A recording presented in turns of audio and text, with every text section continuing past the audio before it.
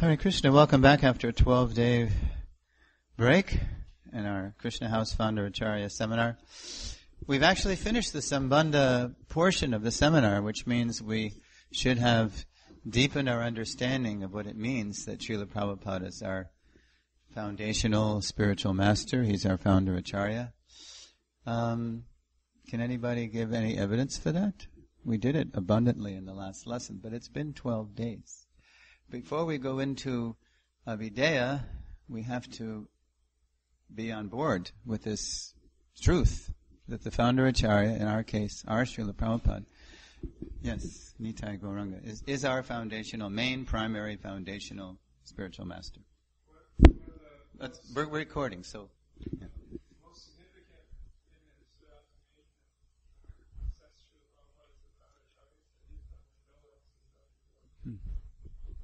Yes, even among founder acharyas, what Prabhupada did is unprecedented. He did, of course, by the grace of Lord Chaitanya and the previous acharyas, Lord Krishna, his Guru Maharaj, he did what no previous acharya ever did, no avatar ever did. He spread Krishna consciousness all over the world.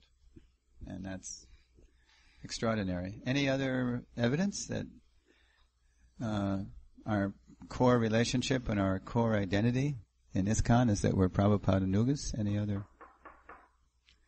Come in. Yes, Gopal Prabhu. Hare Krishna.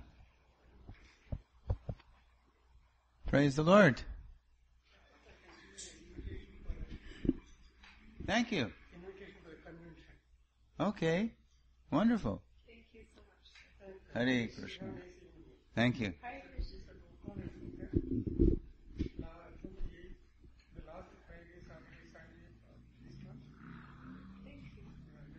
Thank you. Haribol.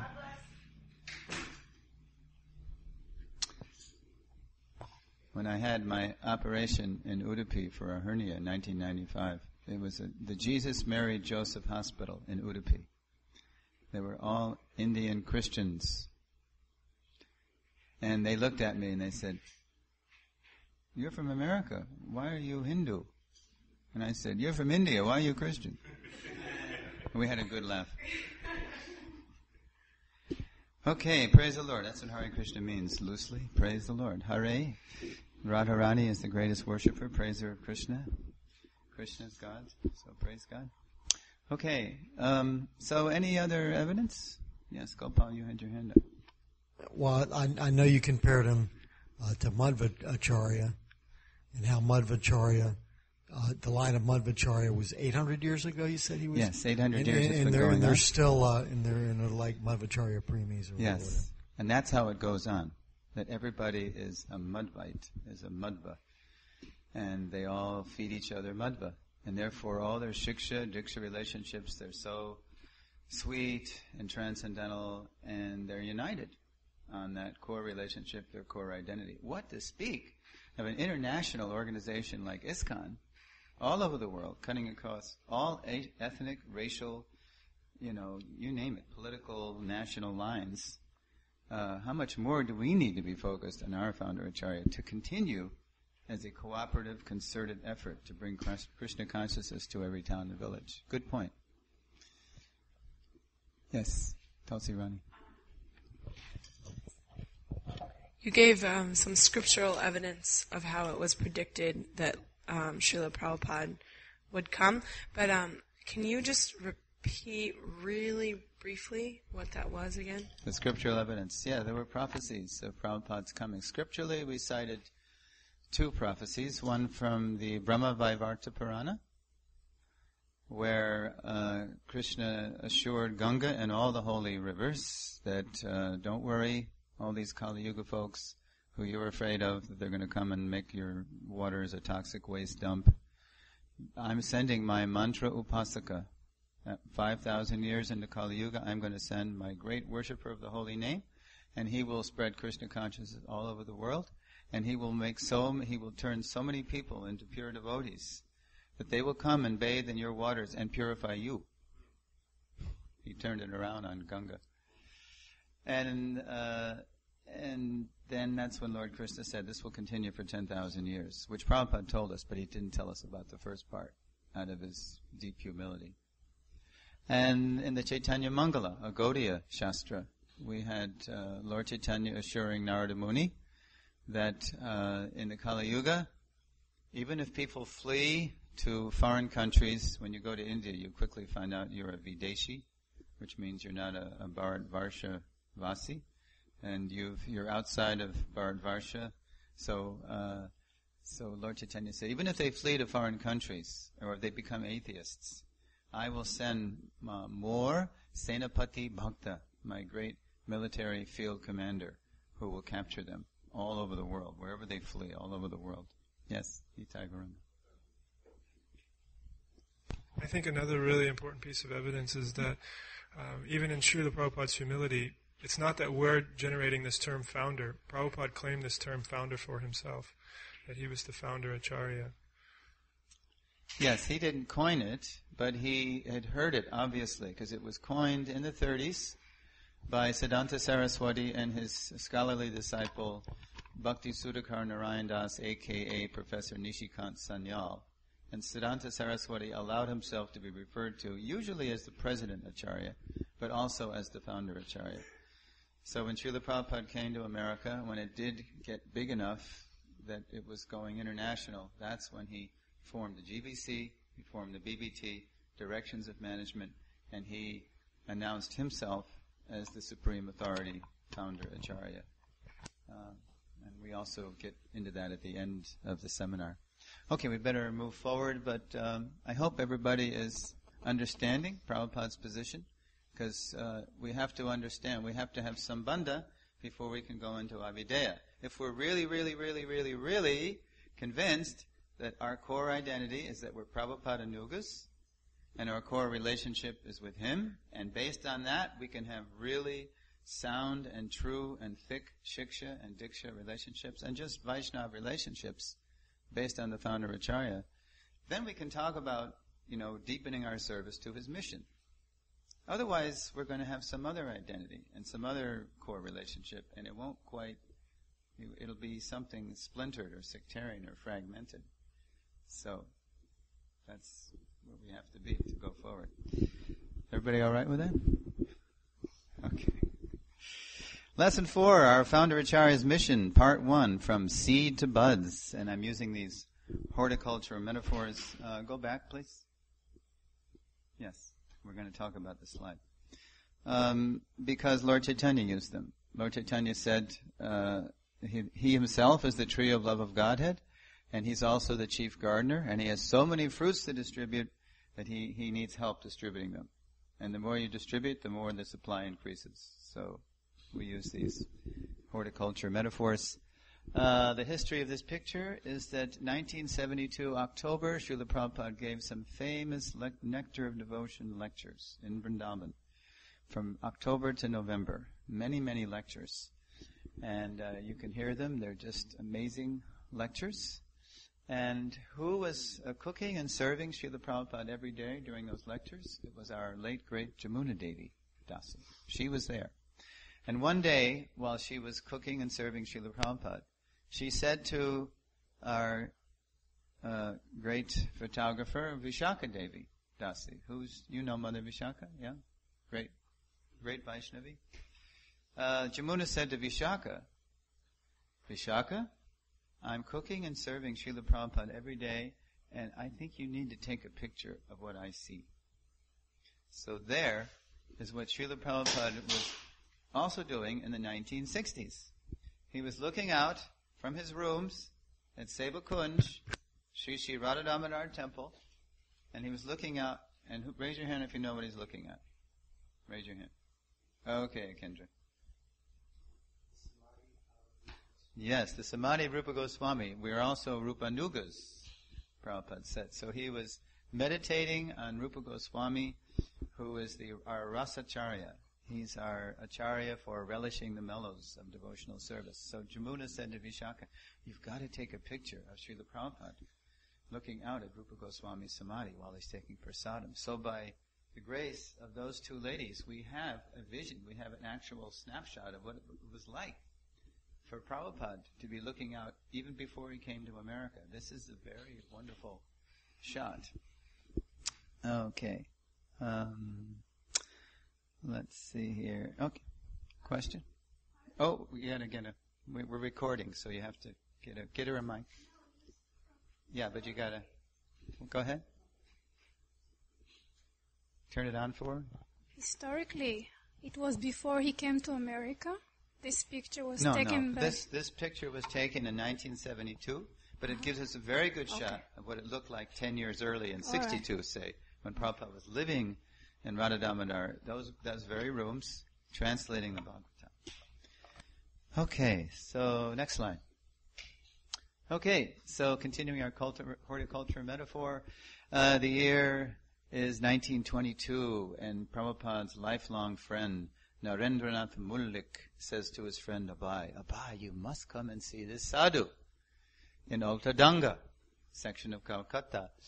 And he's amazing. You must come and see him. But the person who would become our Srila Prabhupada, and including his father, they did not have a very high opinion of so-called sadhus, because most of them they saw were just beggars, and they were impersonalists, and they weren't really giving anybody anything.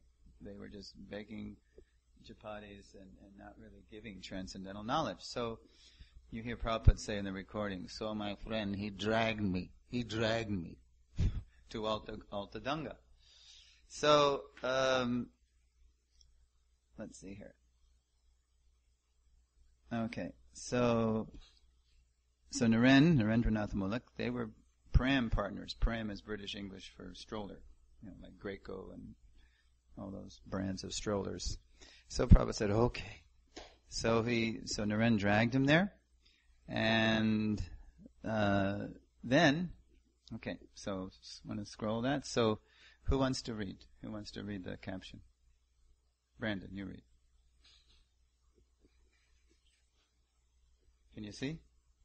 There's 2 mics. We should have. Okay, keep one back there. While the 2 young men were still rising and preparing to sit, before any preliminary formalities of conversation had begun, Srila Bhaktisiddhanta immediately said to them, You are educated young men. Why don't you preach Lord Chaitanya Mahaprabhu's message throughout the whole world? Before Prabhupada had even risen from obeisances, he received the seed of his mission. Isn't that extraordinary? As we hear, I already said, but you hear on the recording. Who knew I would come to my Guru Maharaj? Who knew I would come to your country? Who knew you would come to me? These are all the arrangements of Krishna. So there is the seminal meeting, and there depicted closest to us on our right is supposed to be Abhay, and his friend Naren is just behind him. And by now they've risen. But even before they had gotten up, Saraswati Thakur, he immediately focused on them, and he said that. Next, click. Brandon, you want to keep? Yes.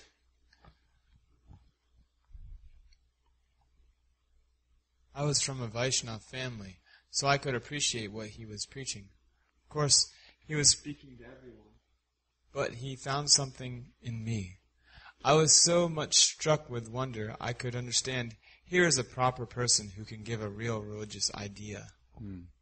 And so on the way out, of course we know the Prabhupada playing the part of a Gandhian. He was ostensibly a Gandhian then. He said, well, who will hear Chaitanya Mahaprabhu's message? We're a captive nation. As we say, no one listens to losers. We're slaves to the British. So who's going to listen to Mahaprabhu's message? So Saraswati Thakur said, oh, Krishna consciousness is too urgent. It's transcendental. It's beyond political arrangements. We must preach it now. So Prabhupada says, so he defeated me. I was very happy he defeated me. So Naren says to Abhay on the way out, so what do you think after they get downstairs?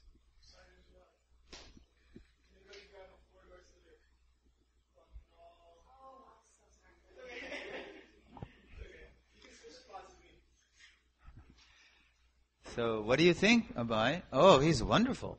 Now I can understand. Chaitanya Mahaprabhu's movement is in good hands. He's in very good hands. So that was the seed. And Prabhupada, we hear him say on the recordings, so I accepted him immediately as my spiritual master. Not officially. but in my heart. So we can't misunderstand that and take that doesn't mean we don't have to take Diksha. And Diksha is very important. Diksha is the formal recognition of what should have already taken place in the heart, and it's a required rite of passage that before the Vaishnavas and the sacred fire and the spiritual master and the deities, we formally announce the commitment that we've already made in our hearts. But it was 11 years. It was 11 years. Okay, so there's the seed right there. You're educated. Why don't you preach Chaitanya's message all over the world? Okay. Go ahead. The seed sprouts. So before the seed sprouted in Allahabad or Prayag in 1933, there was a very significant event in 1932 in Prabhupada's life. Does anybody know what happened? I call it, what do I say here? It's kind of watering the seed. Anybody know? It happened on Braj Mandal Parikrama. Braj Mandal Parikrama, if you can make out that. In 1932. Well, that says 32 initiates. Wrong. It's 33 he was initiated, but in 32, the previous year, during Braj Mandal Parikrama, in a place called Koshi, the Parikram party, the Gaudiya Math Parikram party, stopped. And actually it was His Holiness Bhakti Rakshak Sridhar Maharaj who announced, tonight is the last night that Guru Maharaj will be speaking on Braj Mandal Parikrama.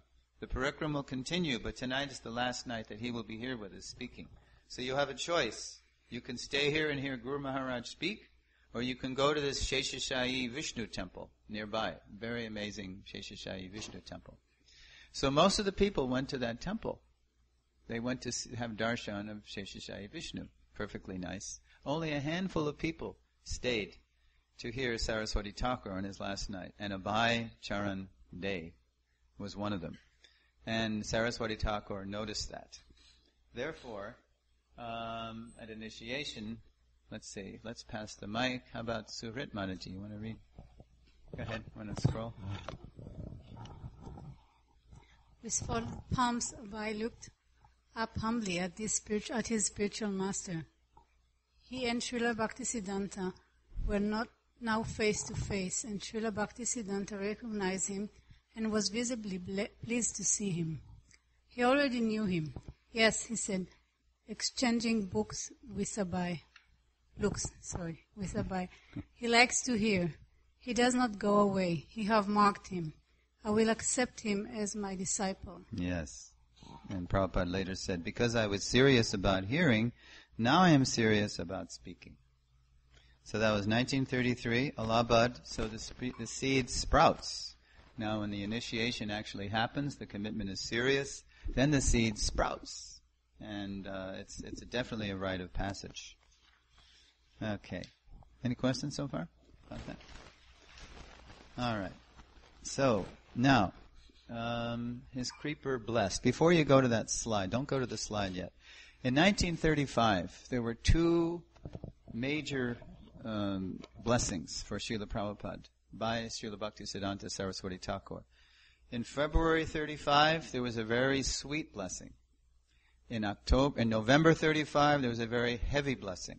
They were both blessings, but one was very sweet, and one was very intimate and heavy. So in February 35, that's always the month when we honor Srila Bhaktisiddhanta Saraswati Thakur's appearance day.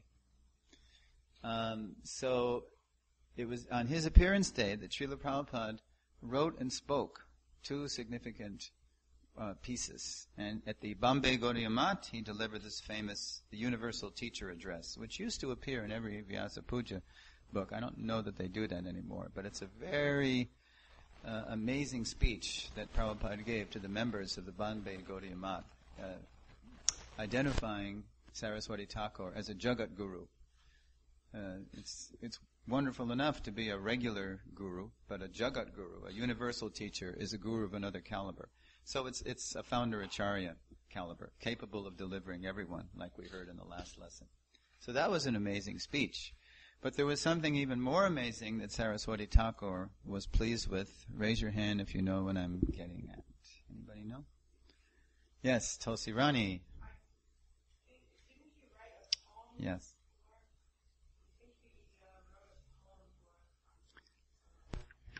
one more time. He wrote a poem glorifying his spiritual master, and after Bhaktisiddhanta Saraswati Thakur read it, he encouraged Srila Prabhupada to write more prolifically. Yes, it was even more amazing, actually. That's good. Adore ye that holy day, blessed in heaven, sweeter than May. When he appeared at Puri, that holy place, my Lord and Master, His divine grace. Many nice quatrains, stanzas he wrote.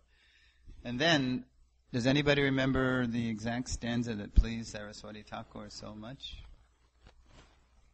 Kendra Prabhu, let's get this, all these words, they're nectarine. Absolute is sentient, thou hast proved. Impersonal calamity, thou hast moved. Moved. And then years later, when that poem was uncovered, dug up by Guru Das in the Royal Asiatic Society of London, when they opened up London, Guru Das, somehow he went there and he found a lot of different things. And one of the things he found was Prabhupada's poem. And he brought it to Prabhupada. And Prabhupada said, oh, I thought this was lost.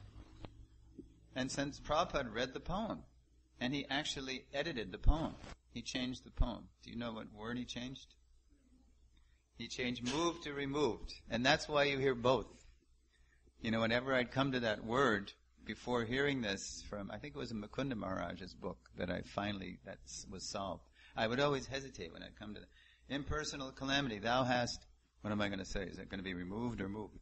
Well, Prabhupada changed it from moved to removed because it was more, what do the French say, le mot juste. It was just the exact word, and Prabhupada knew more English by then. So, now as far as what Tulsi Rani alluded to, that this was a blessing that he was encouraged to write, it was actually even more amazing. Listen to this. This is how it was described in the Lilamrita. Okay. Somehow, in this simple couplet, Abhay had captured the essence of his spiritual master's preaching against the Mayavadis. And Srila Bhaktisiddhanta took it as an indication of how well Abhay knew the mind of his Gurudev. Abhay was delighted when he heard that the couplet was pleasing to his spiritual master. Moreover, one of Abhay's godbrothers compared this verse by Abhay to a verse in which Rupa Goswami had expressed the inner thinking of Chaitanya Mahaprabhu and had thus moved him to ecstasy. Now listen to this. Srila Bhaktisiddhanta Saraswati instructed the editor of the Harmonist, whatever he writes, print it. Now that is amazing. Here is a householder disciple who was not even directly involved in the mission. And just by reading this poem, Siddhanta Saraswati knew that this disciple has captured the essence of my preaching. So he gives this disciple carte blanche. Whatever he writes, print it. That is major. That is major. Okay. Is there anything more on that? Okay. So now here's the heavy blessing. Fast forward November the same year. It's getting close now to Saraswati Thakur's disappearance because he's getting discouraged, frankly, that he's somehow attracted.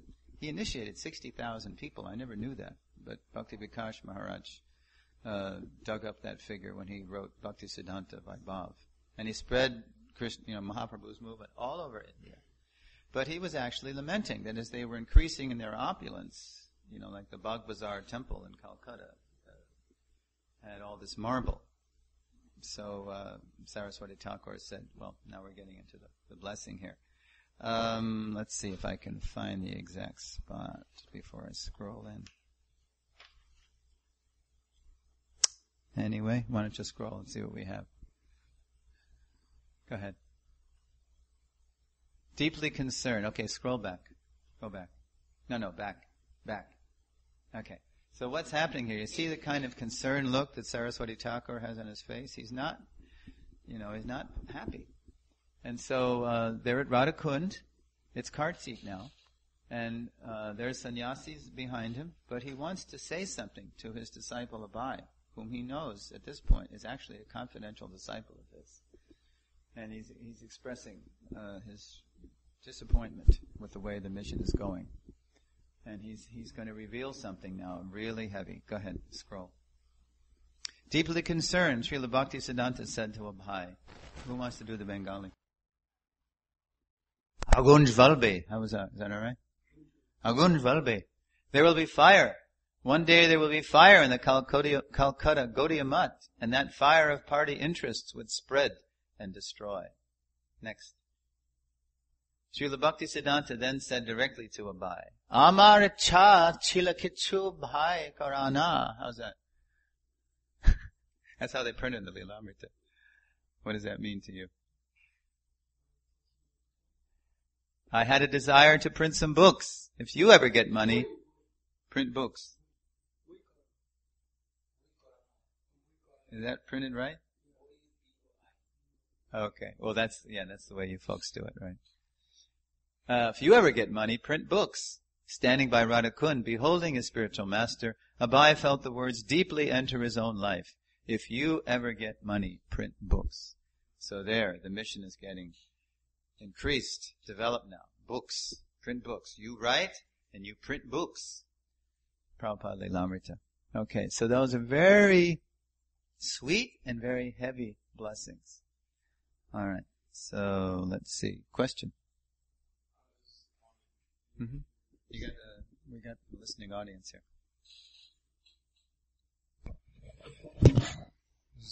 Short comment. You were saying how he was dismayed, and they had built a temple and it was made of marble, a lot of marble. I read in Nectar of Book Distribution that he was talking with some of his disciples, and he said, "I wish they'd tear up the marble and." I wish I could sell the marble off the walls and print books. Yeah. They're simply fighting over their rooms now. Which room is nicer? Who's going to get the nice room? And that actually preceded this comment. If you ever get money, print books. Mm-hmm. I'm simply lamenting, So, well, it's probably me. I bet it was me fighting over a nice room. I was one of the rascals. Now I'll come back to get it right. I was probably a cockroach. Anyway. Okay. So before you go to the next slide, so it's 1936, the next year, and Prabhupada, he's the missionary, his missionary spirit is rising in him.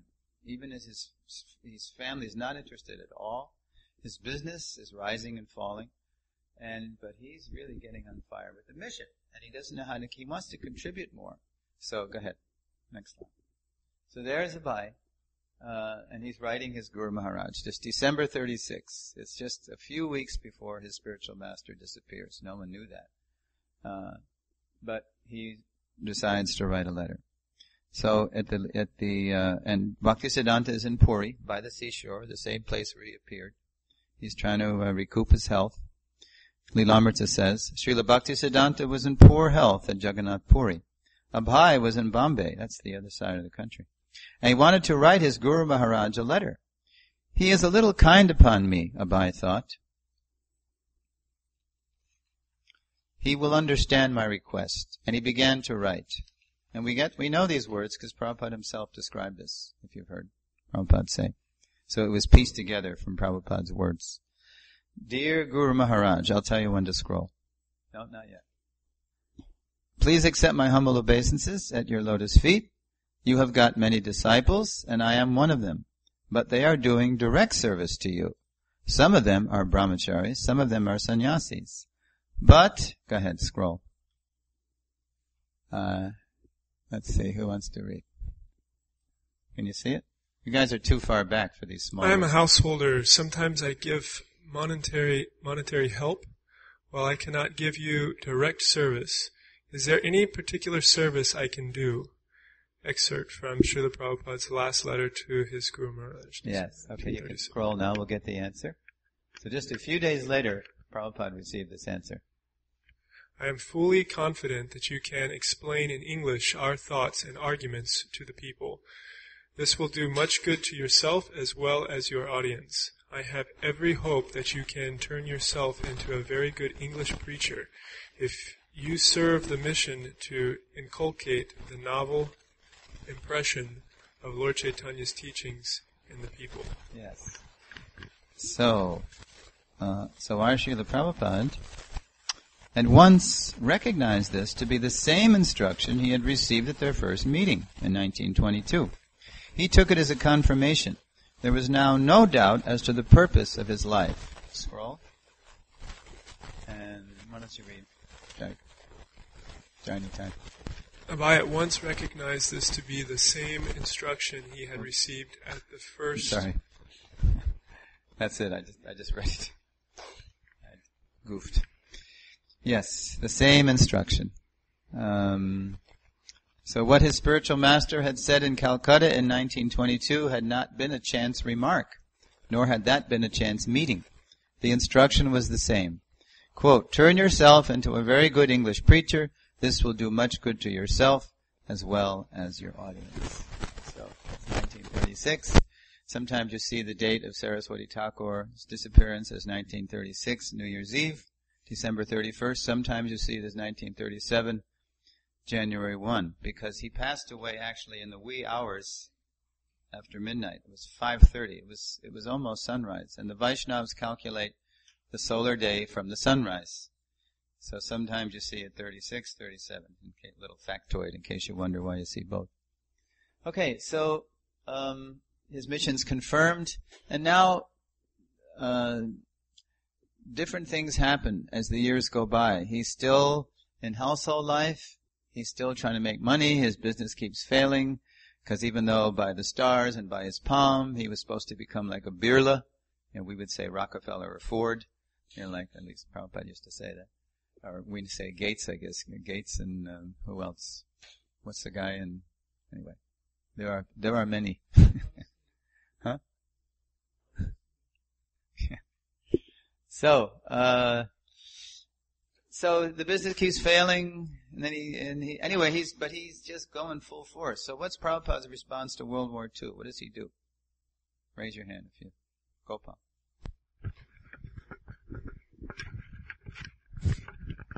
He sits down and eats a kachori or something like that. No, you're thinking of the Japanese bombing of Calcutta. But what's Prabhupada's missionary response to World War II? What did he start? In 1944. Hint, hint. Back to Godhead. Yes. Back to Godhead magazine. The whole world is convulsing on yet another world war. So, based on the teachings of his Guru Maharaj and Sri Chaitanya Mahaprabhu and the six Goswamis, Prabhupada is trying to offer the world a real solution, a real peace formula. So with great difficulty, he starts printing and distributing Back to Godhead magazine. So that's one of the major, I call, leaf buds of a first leaf. And then there's another leaf bud that I recognize or I identify after Gandhi was assassinated. After Gandhi was assassinated in January 30th, 1948, Prabhupada, being the transcendental opportunist, he was always writing letters, he was always, putting something in the newspaper, he's always trying to approach government people, business people. Nobody was interested, because when they got independence, India, in August 47, freedom at midnight, finally, after 250 years throwing off the yoke of the British Raj, or 200 years, I guess, 200 years, and now they're just trying to, India's great. And Prabhupada actually took out an ad in the Amrita Bazar Patrika newspaper in Calcutta for a correspondence course, for a Gita correspondence course. And here's how he advertised it. Study the Bhagavad Gita and be a real man. So what was the secret ingredient to his Gita course? It's offered according to the Parampara system. Secret ingredient, Parampara. It's actually going straight back to Krishna. So anyway, but after Gandhi was assassinated, Prabhupada took the opportunity of that horrible event and Prabhupada even predicted it, as we know. He wrote Gandhi 2 weeks before Gandhi was shot. He wrote him, and there's a whole chapter in Prabhupada's biography called Your Unknown Friend. My dear Mahatma Ji, please accept my humble namaskar. I am your unknown friend. And then he's appealing to Gandhi that, please, you've got the attention of the world now. India has independence. Everyone loves you. The Bhagavad Gita is your favorite book. Now, preach Bhagavad Gita as it is. The real Bhagavad Gita. Don't stay involved in politics. If you do stay involved in politics, you're going to meet the same fate. And then Prabhupada starts listing a litany of characters from World War II. You're going to meet the same fate as Mussolini, Tojo, Hitler. He even mentions Churchill, who lived, into the 60s, but he thought they were all equally demoniac. And so, please do this. And probably the letter Gandhi probably never even saw. Probably never got past his ministers. 2 weeks later, Gandhi's shot. He calls out. He's reported to have said, Haram, hey Ram. And that's the end of Gandhi. So Prabhupada is writing government people. And we get into this a little later. This is where Prabhupada just explodes a strategy for spreading Krishna consciousness all over the world. And he starts saying, look, if you want to honor Gandhi, don't just make a statue for pigeons to pass stool on. But, look, I know how to make a community based on Gandhi's favorite book, Bhagavad Gita. And he started talking about the Gita Nagari. And somehow I was the one that found this essay when we started helping, Satsuma Maharaj compile the Lilamrita. We had all this stuff from the archives. Prabhupada, I guess he had saved all these letters because the archives had them. And we were, doing research, and I come upon this essay. It's dated 1948, and it's Interpretations of Bhagavad Gita. And he just starts talking about what really Bhagavad Gita is all about. And then mystically, in the middle of the essay, he starts talking about a community based on the Gita, and he calls it Gita Nagari. And there we are, right in Gita Nagari in Pennsylvania, helping Satsuma Maharaj compile this biography, and we thought it was very mystical. We started calling it the Gita Nagari prophecy. So anyway, so you'll see in the next lesson how the cataclysm of Gandhi's assassination becomes the catalyst for Prabhupada to start making a whole strategy to spread Krishna consciousness all over the world, using Gandhi's name initially. You'll see how he did that. Nothing came of it. Nobody, they said they wrote polite letters back saying, thank you very much, we're not interested, and all this stuff. So, okay, click. Now, the next one is his mission's first flower bud. Because everything else is kind of just happening in sound. Even back to Godhead, it was a magazine. That's significant. But there was nothing really happening, in terms of a movement. But in the early 50s, Prabhupada had an opportunity to get some buildings that just came available. And he actually got clear title to this Bharatiya Vidya Bhavan in Jhansi. And we see the pictures from Lilamrita. Prabhupada had the League of Devotees put on there, on the buildings. And he actually got an audience. He got some students at the nearby college interested. I mean, they weren't as interested as later, but they were interested in what the Swami was saying and doing. They thought he was a fascinating person, very humble, very scholarly, very saintly.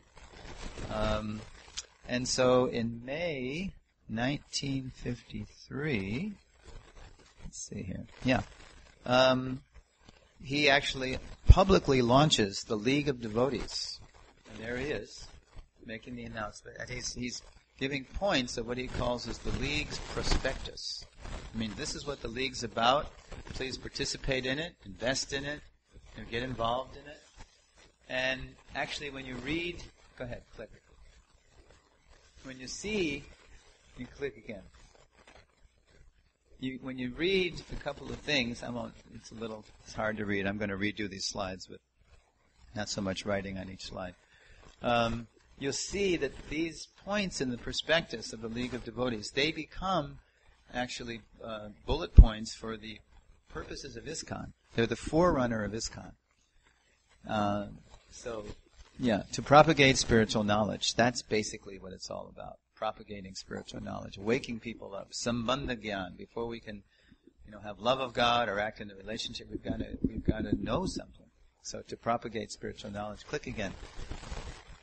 To prove it practically by active work. So there's the abhideya, acting in the process. That Sri Krishna is the only enjoyer of all the outcomes of everyone's sacrifice, penance, meditation, etc. So Prabhupada is coming out publicly with this League of Devotees. Now, if you read the Lilamrita, you know it was short-lived, because even though Prabhupada had clear title, he had full legal rights to the buildings, there was intrigue against him by some very well-connected people, ladies actually, who wanted a ladies' club for the upliftment of the ladies in Jhansi. and they were very close to the governor's wife. So Prabhupada, he was in a little bit of a crossroads. He had this facility. It was the first time he had any preaching platform, any facility. But then he had this attack, from these ladies who were well connected with the governor. So he actually called his godbrother in, Bhakti Pragyad Keshav Maharaj from Mathura. And he came and with some disciples of his, and just to have him survey the scene, and ask, what to do. And so it was his godbrother's opinion that here is Abai, now he's in Vanaprastha mode, and he's trying to preach, and now that he's facing litigation with these ladies. So Maharaj advised him, you didn't come here for this. These ladies are well connected. Just, let it go. Even though he had full right, even though the attorney said, look, you got the case here. So, but the godbrother said, no, it's going to drag on. You don't want to get involved in this. So that's a good case. So Prabhupada himself consulted and decided to back off. Whereas later, during the whole Bombay fight, which went on for years, Prabhupada stuck it out when everybody quit, including his own disciples. So when to stay the course and when to, cut loose, that takes transcendental intelligence. It takes consultation. Prabhupada himself consulted. Okay, that's the first flower bud. There were other flower buds in the 50s. Of course, in 54, it was the famous tea or me incident. Who would like to tell the tea or me story? Anybody know the details to tell it well enough? The tea or me with his pious wife, Radharani Day. Radharani. Yeah, she never actually took initiation like her husband did because she couldn't give up that British tea. Do you know? Yeah, Prabhupada was always going back and forth on business trips or preaching ventures, and then one day he comes back to Calcutta, to his house on Harrison Road or Mahatma Gandhi Road, I forget where it was. Anyway. And he found that his wife had traded his Bhagavatam for tea biscuits. Heavy duty, talk about, different values. So that was like the last straw. That was it.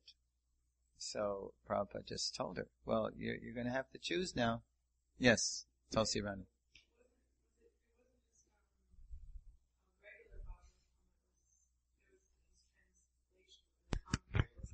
I don't know. You've heard that? That's why I'm asking you. I don't thought know. it was like his own commentaries on the Bhagavad. Prabhupada's comment? He hadn't written commentaries yet. What? He hadn't written. I thought that he had tried to start it. No, not yet. He was still in the BTG mode. It was a Srimad Bhagavatam. Perhaps his own spiritual masters, because he had one too. So you're going to have to choose. So Radharani took it lightly. Like husband and wife. Sometimes it appears to be heavy, but it's actually light. So she said, oh, well, if I have to choose between tea and my husband, I'll have to choose the tea. So Abai turned on his heels, walked out. They didn't think anything of it. He's always coming and going. He'll be back. But when we did research for the Lilamrita, we found a godbrother of Prabhupada's who had a mutt south of Calcutta.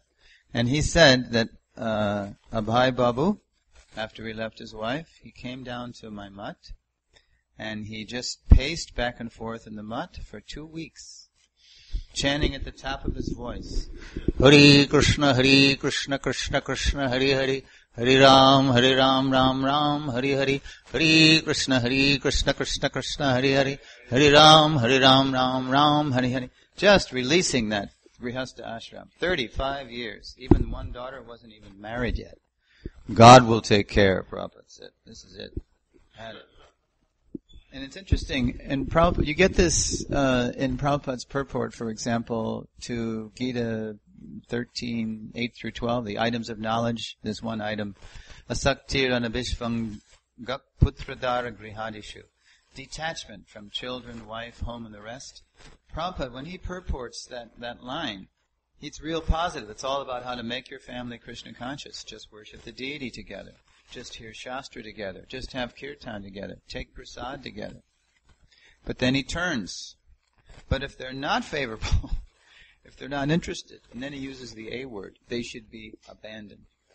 Real heavy. And, when most of us read that back in the day, at first we didn't know what happened in Prabhupada's life. But he actually lived that. So, heavy. So that's not a flower bud, but that was a major event in Prabhupada's life. And then he was on his own. He was just on his own, living here and there. He was trying to make it work with different mutts. He was still trying to, even though the mission was dissolved, he was still trying to, because the individual mutts were still there, and they're still there. You can still visit Gaudiya mutts, very nice, saintly devotees there. But as a mission, it became ineffective because they disobeyed the order of Saraswati Thakur to work cooperatively, have a governing body. Nobody's the new, great spiritual master. It's you to all to carry it on, but work concertedly, cooperatively, collectively, like that. So Prabhupada was trying to work with different mutts, but he was too much for them. If you read the Lilamrita, he was trying to always expand and expand the preaching. And do more, and they were not so much. They didn't have that fire, that Prabhupada did, that preaching fire. So a major, I guess you'd say, bud was when Prabhupada took sannyas, because he had a couple of dreams at least of his Guru Maharaj saying, "Come out, take sannyas, follow me, take sannyas." And you hear Prabhupada say, "Oh, I was horrified. Guru Maharaj, he wants me to take sannyas." Just see, even that Grihastha ashram he was in was hellish. But still, there is, the example is still, 35 years in it, you can't conceive of being in the sannyas order. But, he approached different godbrothers about them giving him sannyas, and they said, "Well, first you join our mutt. Let's see what you can do to help." And he tried, but they didn't, it wasn't working with them. Finally, Bhakti Pragyan Keshav Maharaj, in, what's the name of the mutt? Keshavji Gaudiya Mutt in Mathura. He said, "Bhaktivedanta Prabhu, you must do it. You must do this." Because he was called Bhaktivedanta by then, I forgot to mention. They were calling him Kavi, because he was such a good writer and preacher. I think it might have been Sridhar Maharaj who called him that. So you must do it. So then you see the picture, Prabhupada taking sannyas, September 17th, 1959. There's a 99-year-old man next to Prabhupada. Became Muni Maharaj. He took sannyas to leave the world. Prabhupada was taking sannyas to go out into the world. Because he was more and more, he knew that he had to fulfill this order of his spiritual master. And one other heavy thing was, I don't know when this happened, but you hear Prabhupada say, I was reading a Gita commentary by Vishwanath Chakravarti Thakur. And the Thakur said in his purport to Gita 241, Vyavasayatmika Bodhir, those who are on this path are resolute in purpose, and their aim is one. O beloved child of the Kurus, the intelligence of those who are irresolute is many-branched.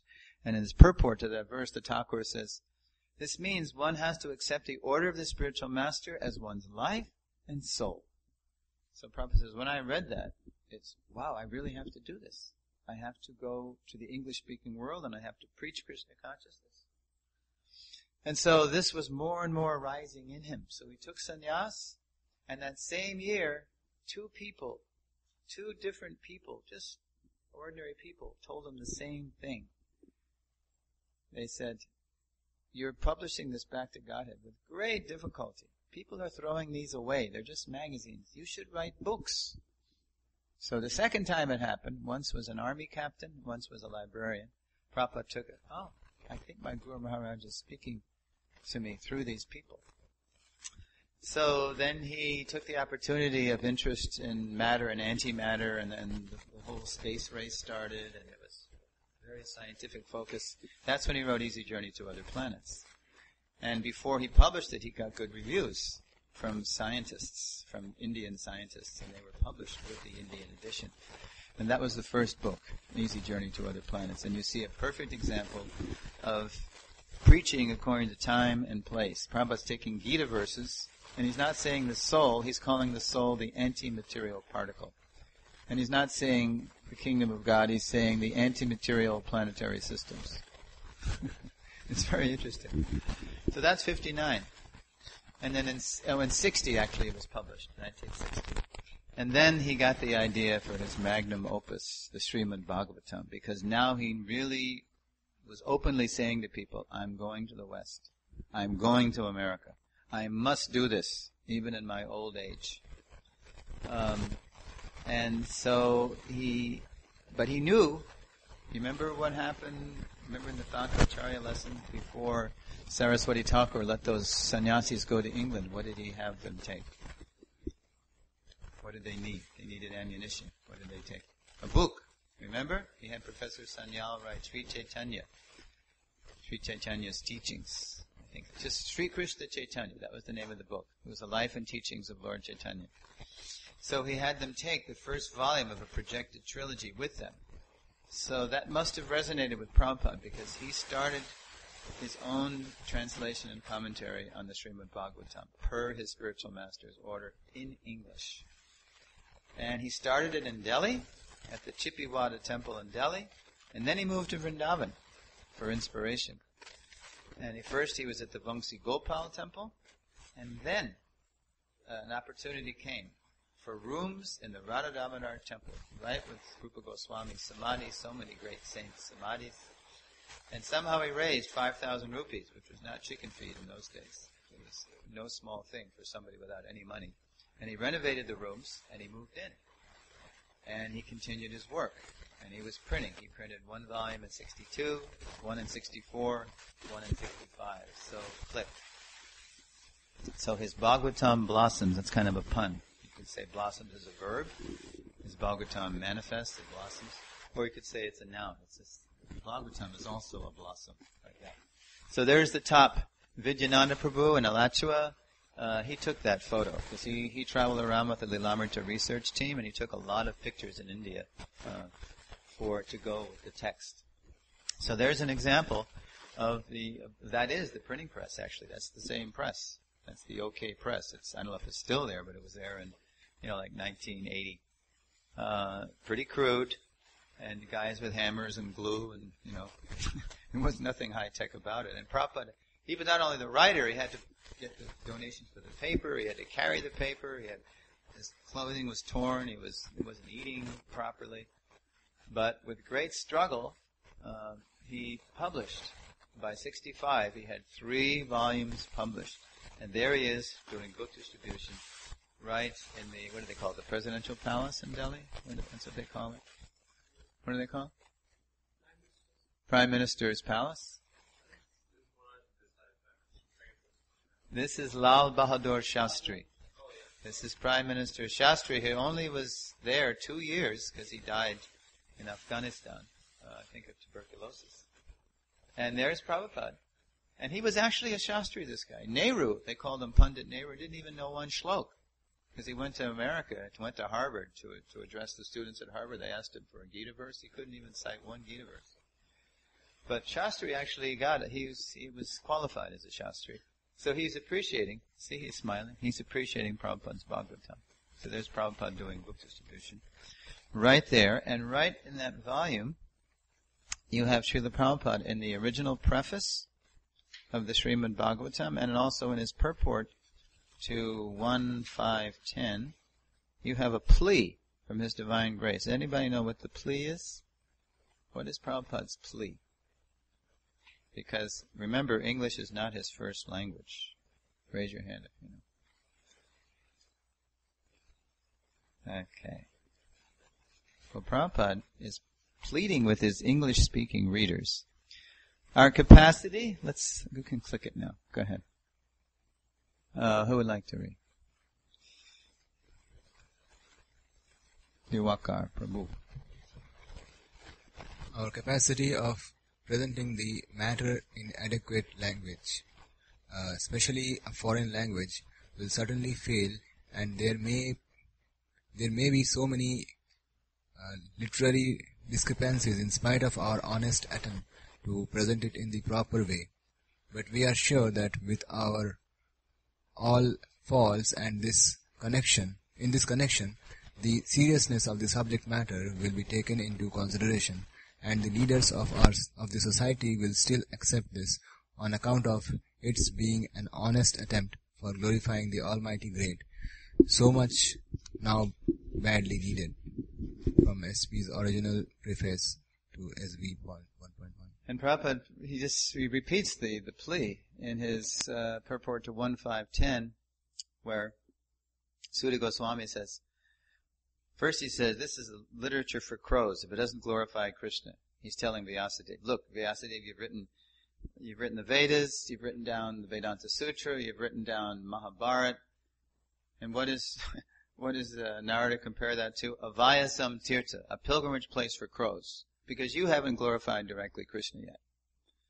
And then he says, Tadvag Visargo Janataga Viplavo. On the other hand, that literature, which is full of descriptions, transcendental descriptions of the name, fame, form, pastimes, quality, paraphernalia of the unlimited Supreme Lord, is a different creation, meant for bringing about a revolution in the impious lives of this world's misdirected civilization. Such literature, even though imperfectly composed, tadabad davat yapi. That was one of the indirect prophecies of Prabhupada's appearance. You remember? I said indirect prophecy of Prabhupada's Bhagavatam. Sutta said this. Abad davat, even though imperfectly composed, is heard, sung, and accepted by purified men who are thoroughly honest. So in the purport to that verse, Prabhupada repeats his plea. This is an emergency. When there's a fire in a house, even if people speak different languages, somehow the message gets out. So the whole world's on fire with materialism. It's, as we say, going to hell in a handbasket, right? They say that in Midwest America. So please, we're not so, the language is subordinate consideration. The main thing is the techniques. We need to learn how to practice real spiritual life and access the personality of God. So, it's 1965. The 3 volumes have been printed.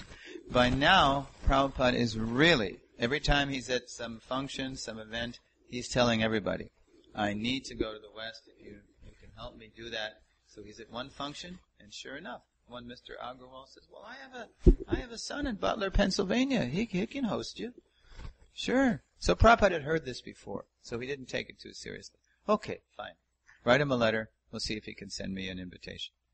Lo and behold, it comes through real quick. As soon as Prabhupada got that letter, as it was put beautifully by Satsuru Maharaj in his poetry Lilamrita, then Prabhupada became as intent as an arrow. Then he started gathering all the papers, all the documents he needed. He convinced Subhati Maharaj, Scindia steamship lines, to give him passage. After he said, no, you're going to die, Swamiji. What are you going to do? You're going to die over there. You might die on the ship. It's rough. The Atlantic's a rough passage. And then who knows what was the last bureaucratic snarl when he almost couldn't go? Raise your hand if you know what happened in Bombay in some bureaucrat's office. Anybody know? It was I think it might have what they call the P form. There was some form where, because Prabhupada only had a private sponsor, he didn't have an institutional sponsor, and he's elderly. So they're thinking, this old man doesn't have enough support, so we can't let him go. So the man says, I'm sorry, Swamiji, but you don't have enough support. So what is Prabhupada's response? No, you must take this to your superior, to your supervisor, right now. Intent as an arrow. So the way it's described in the Lilamrita, the supervisor reads it and comes dashing out of the room, waving the papers. Don't worry, Swamiji, I have passed your case. Don't worry. So that was the last snag. And now Prabhupada had everything was getting in place. And now do the next click. This is really nice. Chitamrita, can you see that? That's really sweet. Generally they go to London, but I did not want to go to London. I was simply thinking how to go to New York. I was scheming whether I shall go this way through Tokyo, Japan, or that way. Which way is cheaper?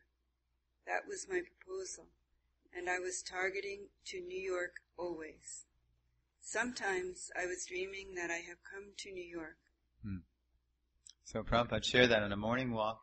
See, before, everybody wanted to go to London, and even Saraswati Thakur, that's where he sent his sannyasis, because that was where it was happening. But Prabhupada was always up. He always had his finger on the pulse of the world, if you know his BTG pieces. So he knew, Krishna gave him the intelligence to know that actually it was all, New York is now the most important city in the world in the 1960s. So that's where Krishna sent Srila Prabhupada, and he was dreaming, dreaming of it. Now the next slide, I hope it works, because it's a beautiful song about Prabhupada crossing the Atlantic. It's written by, have you heard of Mangalananda?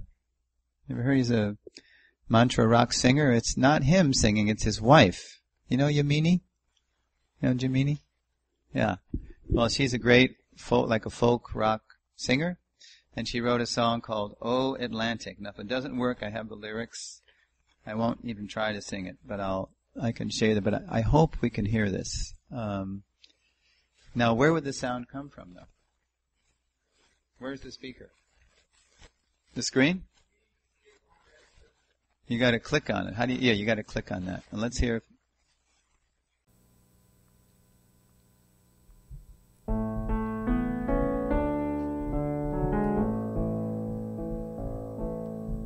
Prabhupada boarded the Jaladuta today.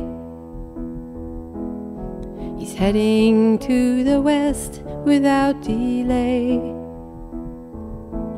His books are in their trunks just like gold. He carries a message true and bold. His teacher wanted Prabhupada to go to the places where people did not know that the God we all pray to is the same, and Krishna is his original name. Blow winds on the water, oh Atlantic, please bring him here so his message of service can spring anew, pleasing as the morning dew. The Absolute is sentient, as proven long ago. Life comes from life, it has always been so. Impersonal deception is the only veil, puts a soul on calamity's trail. Blow winds on the water, oh Atlantic, please bring him here. Then the clouds that carry illusion's blight will scatter from his words of light. Prabhupada boarded the Jaladuta today. His heart attack will come along the way, but Krishna will know just what to do, becoming a special rowing crew. Row, row, all the incarnations, bestow your mercy. Please be kind, let him land here safely. Let freedom ring, let my heart have a song to sing. Prabhupada can see Boston Harbor now. Oh, Atlantic, I see him on the bow.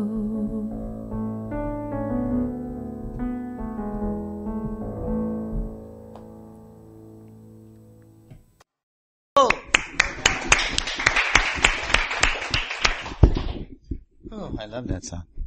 That is the end of the lesson. And the transition says, in the next lesson we'll begin by hearing, seeing, and reflecting on Srila Prabhupada's mood as expressed in the poem he wrote upon arriving in America. To begin the next lesson, we see an 11-minute video and audio of it's like an animated version of Prabhupada's poem that he wrote in Boston Harbor. So this kind of connects with this. This is the crossing, and then you have the Prabhupada's meditation when he arrives. So, thank you for listening. Are there any questions about what you heard tonight? This is the first lesson in the mission series, the Abhideya portion, deepening our commitment to the mission.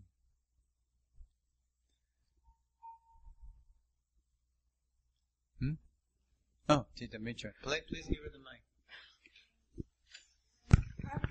Met Bhaktisiddhanta, and you were saying how even before he got up, he was giving him that instruction. Yes. I was wondering, do you know if that's something he would say to all visitors, or was that special to... Well, I don't know about all visitors, but when we were doing the Lilamrita research, I think I mentioned this even too, that Satsuru Maharaj personally interviewed Bhakti Rakshak Sridhar Maharaj in Navadvip and asked him, he said, was it only our Prabhupada that had this, order to go to the English-speaking world and preach? And so Sridhar Maharaj said, no, Saraswati Thakur was always saying this. That was his mood. He wanted to spread this all over the world. We had that initial foray to England and Germany. But your Swami Maharaj did it. He actually did it, he said. Therefore, Shakti-avesh. And he quoted this verse from CC. Krishna Shakti Vina Nahi Tar Pravartan. This comes up later on in the seminar. That nobody can do this. Nobody can spread Krishna consciousness all over the world, cutting through all layers of ethnicity, race, karmic, political background, nationality, unless he's uniquely empowered by Krishna. Nobody can do this. So, yes, it was a general mood of Saraswati Thakur's. Now, that said, there's other. I have to chase this down, but there's some other anecdote, like when Mulapakriti Mataji compiled that great book, Srila Prabhupada, Friend to All. She gathered so many amazing anecdotes from sadhus in Braj and in Mayapur too, about seeing Prabhupada before going to the West and afterwards too. But there's one anecdote that I've heard recently about. There was some sangha where Saraswati Thakur was speaking, and Prabhupada was there. Our Prabhupada became our Prabhupada, and there was some question about who will spread this, who will do this. Yare Dako Tari Kraha Krishna Upadesh, who's actually going to do it, who's going to take it all over the world. Pritivite Yacha Yacha Nagaradi Gram, to every town and village. And supposedly one eyewitness who was there said that Saraswati Thakur looked straight at Abai, at our Prabhupada, and there was like intense, communication, like non-verbal communication. So I'd like to track that down. But definitely, as we saw, Prabhupada knew the mind of his Guru Maharaj. He was disgusted with all the infighting. He kept aloof from that whole thing. He knew, as on the recordings you hear Prabhupada say, so Guru Maharaj never appointed anybody to succeed him. And neither did Prabhupada. Prabhupada wanted initiations to continue. Did I tell the anecdote about Bhakti Churu Maharaj and those guests before Prabhupada left? Yeah. Prabhupada told the guests, I'm not appointing. And whoever's strictly following can carry it on, can take it. That's Lord Chaitanya's mood. Amara Gyai Guru Hanya. You become Guru. How do you become Guru? You follow your Guru. Strictly follow. You don't have to be Superman or Superwoman. Just follow. And then you're qualified to give others shelter. So they didn't do that, so Prabhupada was profoundly disappointed with that, how the mission fragmented, because he himself was inspired, super inspired, despite all impediments, family, business, and even his own spiritual master's mission. But yeah, that was because Bhaktivinoda Thakur, he had the vision of how to take it around the world through Namhat, Bhakti Vriksha, GBC. He pioneered it. He pioneered the vision. he saw it happening from his veranda. You can go there on the same veranda, and see, or not see what he saw, but you can see across the Jalangi. He had this vision of people from all over the world coming to chant Jai Satchinandan Gaur Hari, and he saw the Adbhuta Mandir rising, that's rising now. But he was on in years. He couldn't do it all himself. So he prayed for the ray of Vishnu. Bhaktisiddhanta came. Here he carried it on. He spread it all over India, the Gaudiya Math. But then he was disappointed. So it was only 4 years into Prabhupada's preaching mission with ISKCON that he started the whole succession plan. GBC, BBT, work cooperatively. He was always referring us to each other. Work cooperatively. Take shelter of your senior devotees. And we were barely, we were all wet behind the ears. But still he was teaching that we have to carry this on collectively. So, what was exactly in the mind of Saraswati Thakur then, if Prabhupada instantly, recognized, here's the one, this guy, I don't know. But Krishna knows. But, that was generally his mood. And that was in 1922. The Gaudiya Math was only like 2 or 3 years old then. But that was what he wanted. So. And Prabhupada did it. Nimai Pandit. Prabhu. Microphone. It seems like a simple word. What does it mean? Because sometimes we see that. Follow. Yeah, sometimes we see that Prabhupada says some things like, don't take more than 6 GPs, something like that, and then devotees. Prabhupada never said that. Come on, that's how it was when I joined. You remember? 6 chickpeas and a half a piece of ginger, and a little salt.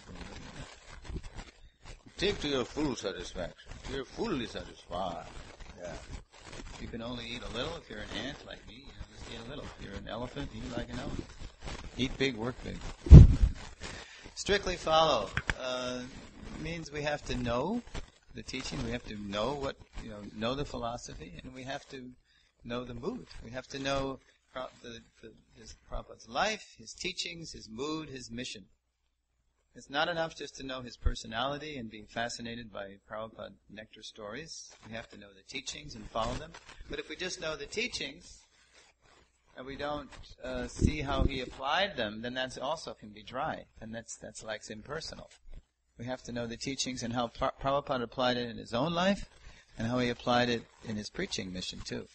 So we need religion and philosophy. We need the head and the heart. We need the whole thing. Anyway, it takes time.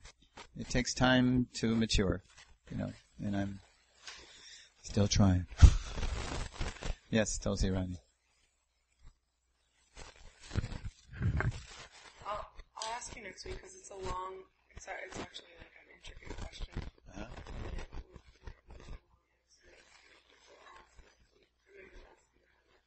Is it apropos of this lesson, or maybe? Oh, okay.